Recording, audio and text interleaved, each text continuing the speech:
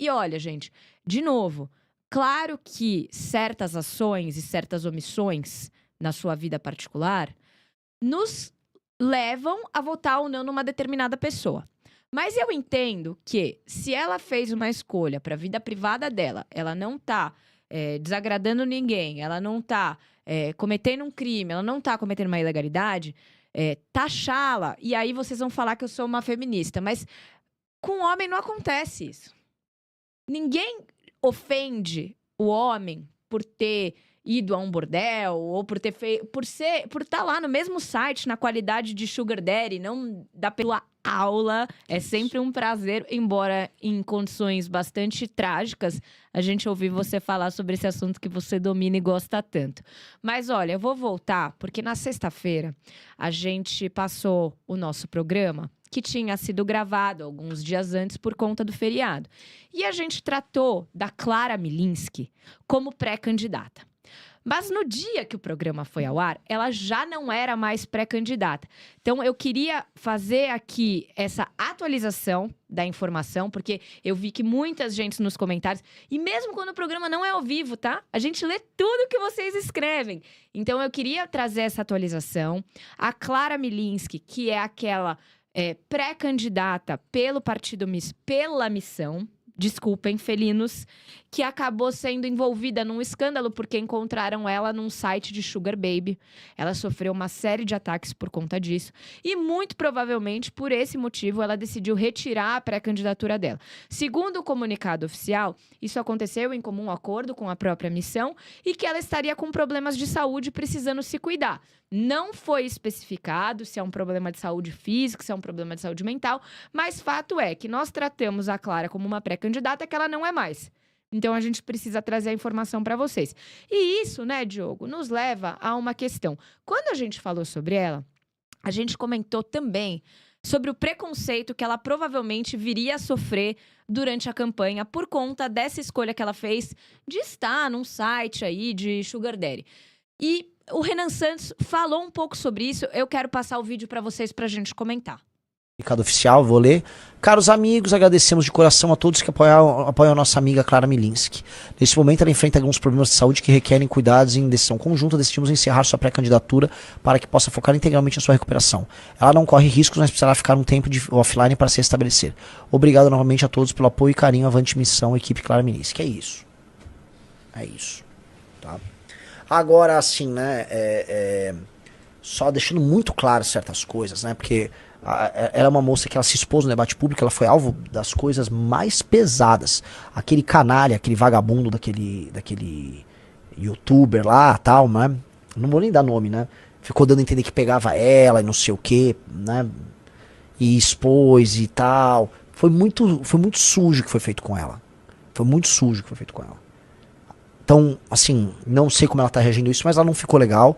E, cara, assim, ela tem que ir lá se proteger. Mas entendam, né, assim, sujeitinho canalha, sujeitinho baixo, sujeitinho vil. E ainda colocou as coisas no seguinte termo, né, que como se eu tivesse saindo. Eu nunca nem cheguei perto de fazer qualquer menção a isso. Tenho, graças a Deus, um distanciamento bem claro, né, nesse tipo de coisa dentro do MBL.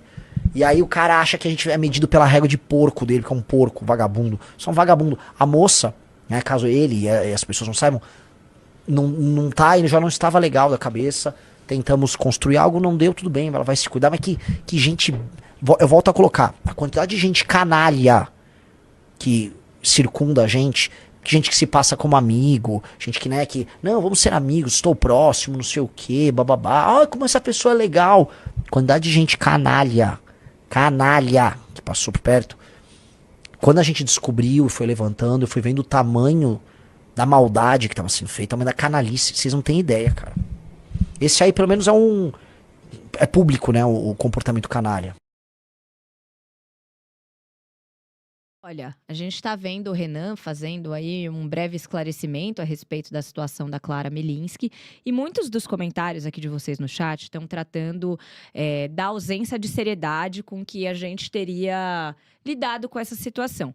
Veja, gente, acho que a gente tem várias coisas para comentar aqui e eu quero a opinião de vocês.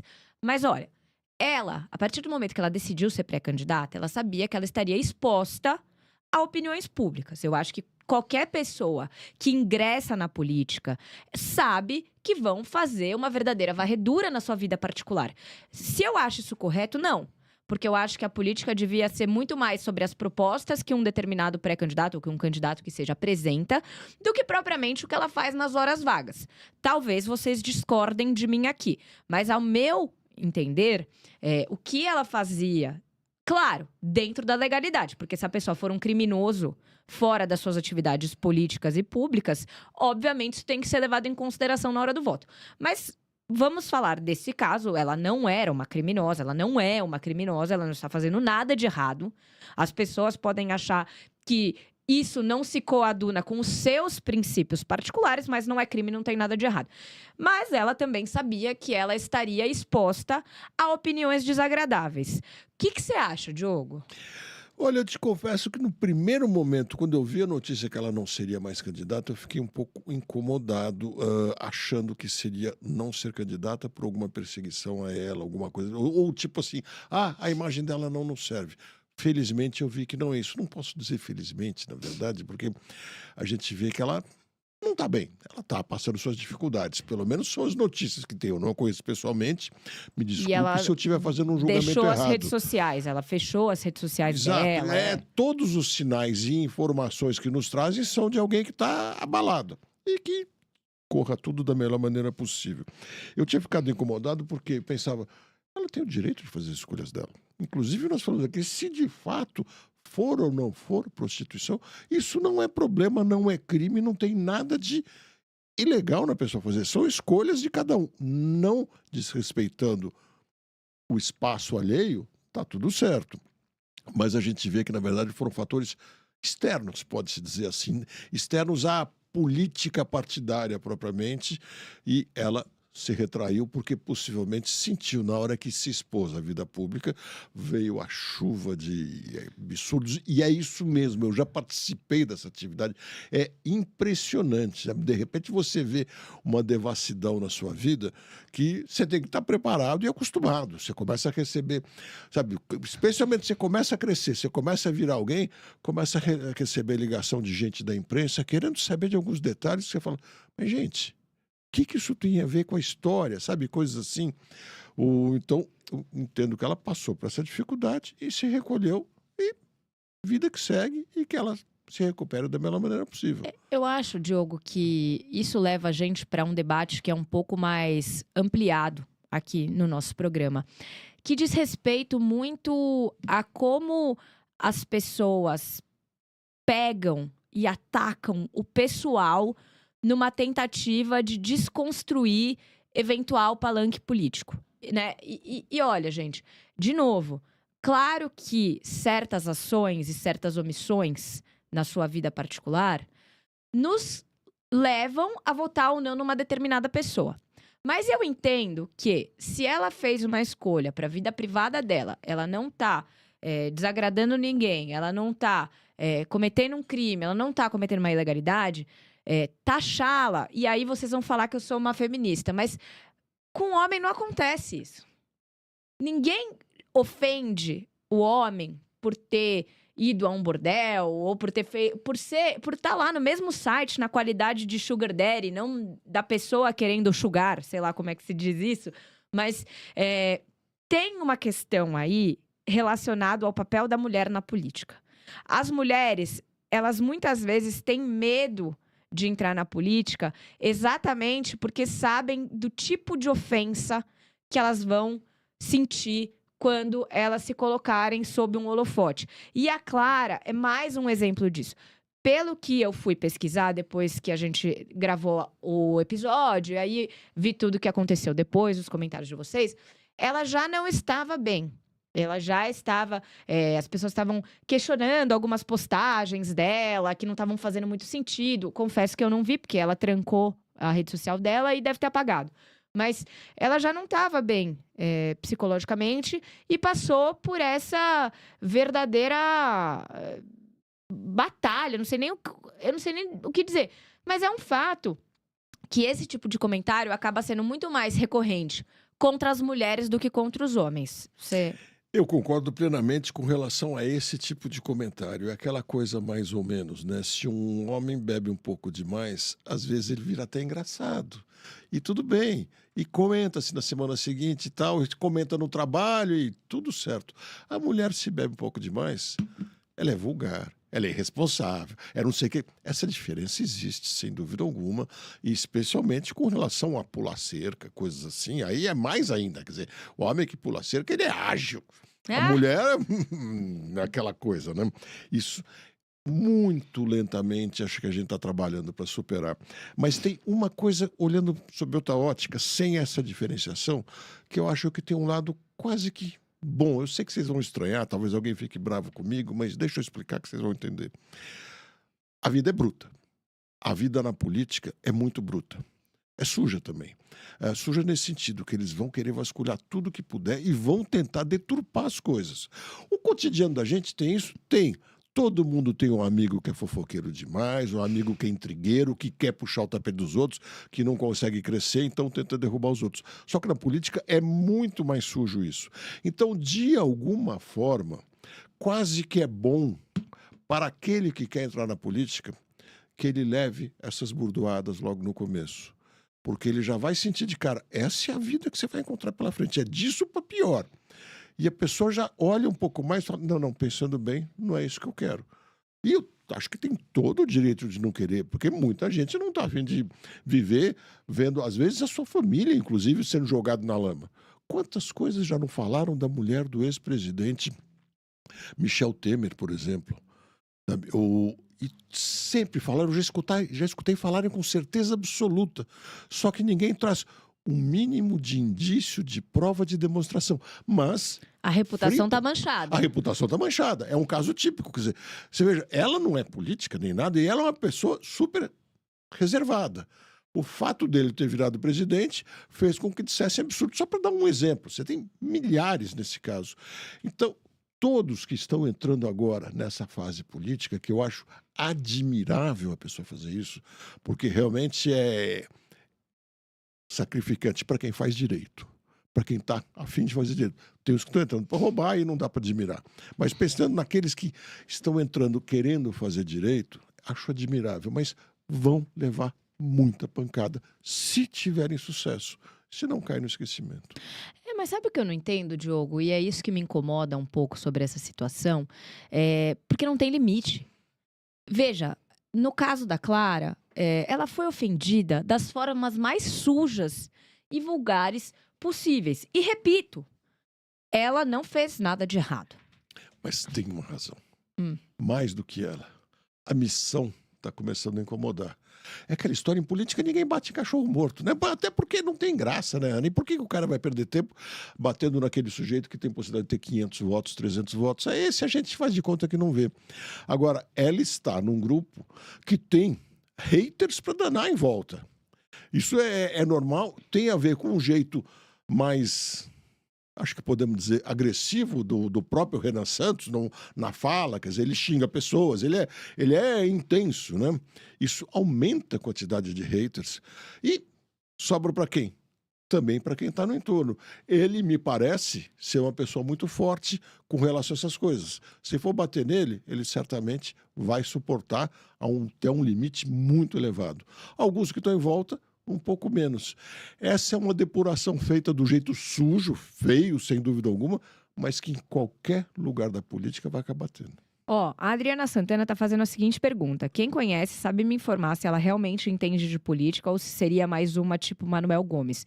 O que eu pesquisei a respeito dela é que ela é uma economista, que ela tem pós-graduação, que ela tem mestrado. Ou seja, acho que já tem um distanciamento monumental com relação ao Manuel Gomes. E eu acho, Diogo, que não tem nada a ver com a missão nesse caso, sinceramente.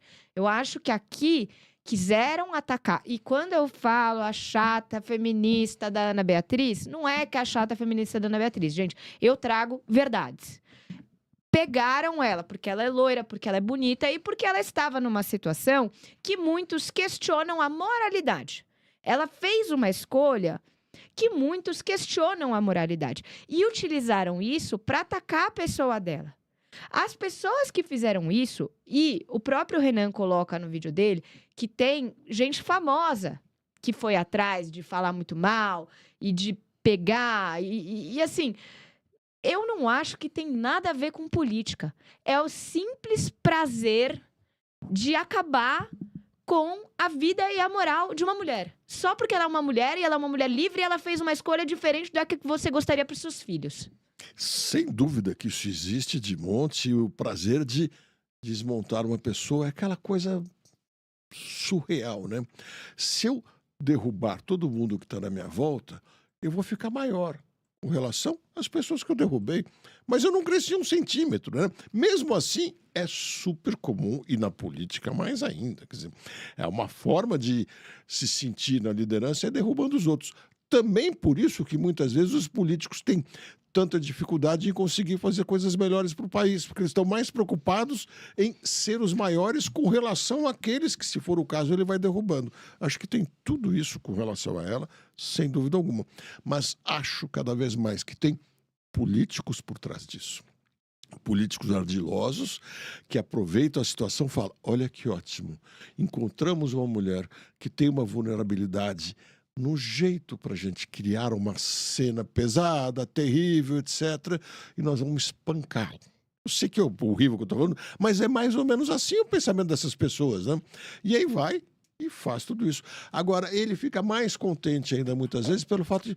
E, além de tudo, ele está na política. Então, ao bater nela, vou ter mais repercussão. E estar num partido que está começando a chamar a atenção faz com que toda a pancadaria contra ela fique mais vistosa. Só que eles fazem de um jeito e que o dono do soco não aparece. Isso acaba sendo anônimo, que joga meio no vazio, de repente são muitas pessoas repetindo aquilo e ninguém seria responsável.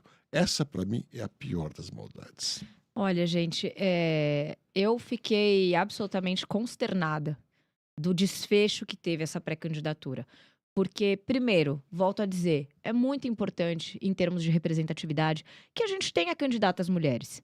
E as candidatas mulheres têm que ser ouvidas, não por serem mulheres, mas pelas suas propostas, pelo que elas têm a apresentar de diferente para o país. No caso dela, ela era deputada estadual, então para o estado de São Paulo. E quando a gente vê uma pessoa que acaba sendo acuada, e veja, eu tô aqui fazendo uma suposição, porque isso não ficou claro no pronunciamento que ela fez, no comunicado que ela publicou a respeito da desistência dela. Mas é obviamente que tem uma ligação direta com esses comentários horrorosos, lamentáveis e, na minha visão, criminosos a respeito dela, né? E assim, eu lamento muito que o nível da nossa política seja tão baixo que a gente lide muito mais com isso do que com discussões sérias a respeito de propostas. Porque eu preferia 1000 vezes uma garota de programa governando o Estado que conseguisse colocar polícia na rua, criança na escola, comida na mesa do povo, do que o moral e bons costumes lá, homem branco sentado na cadeira que não consegue fazer nada. Vamos dar mais um passo na direção disso que você falou, que eu acho super interessante. Deputado federal, são 513 cadeiras. De 27 estados, tudo bem.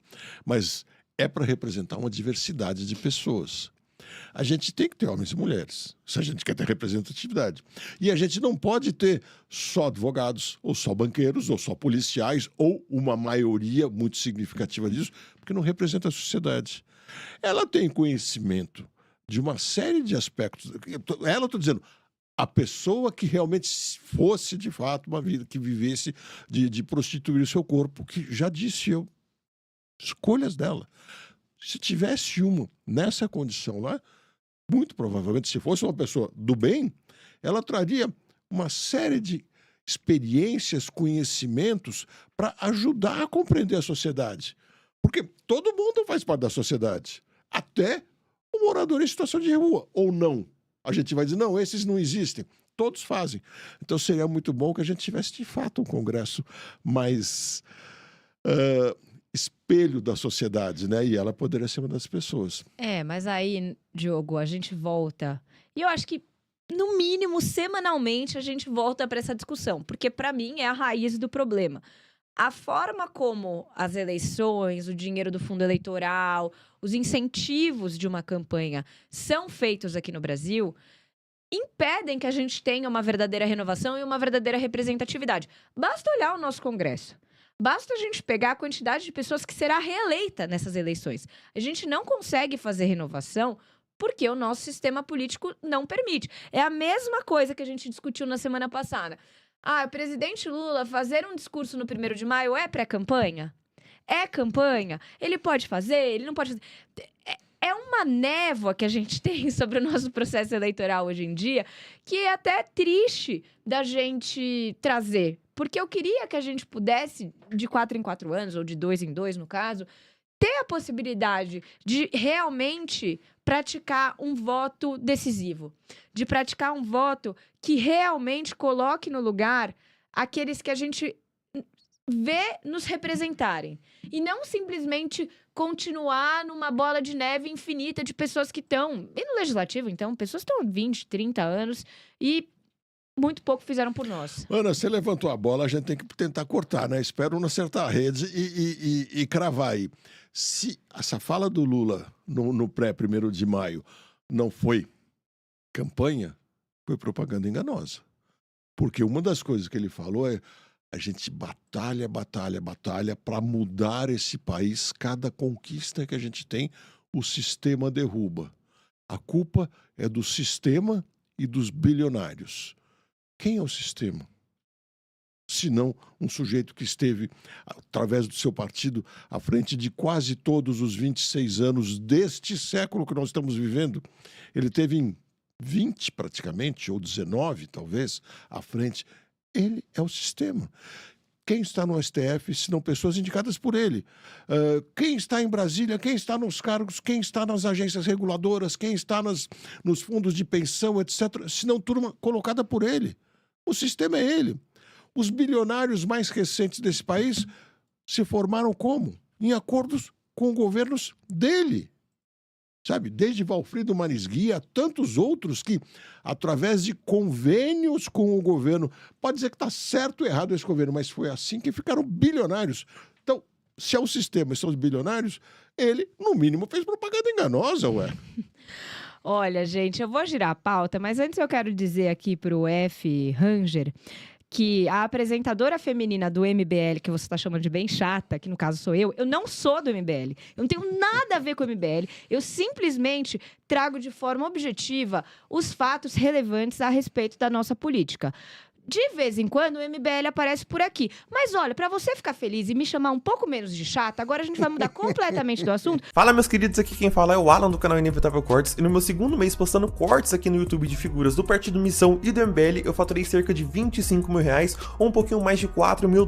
E se você tem interesse em estar criando o seu próprio canal de cortes, eu preparei um treinamento 100% focado, mostrando o passo a passo pra você estar conseguindo fazer seus cortes de figuras do Partido Missão e do MBL. Pra acessar o treinamento é só clicar no primeiro link da descrição ou ler o QR Code que tá aparecendo aqui no meio da tela agora.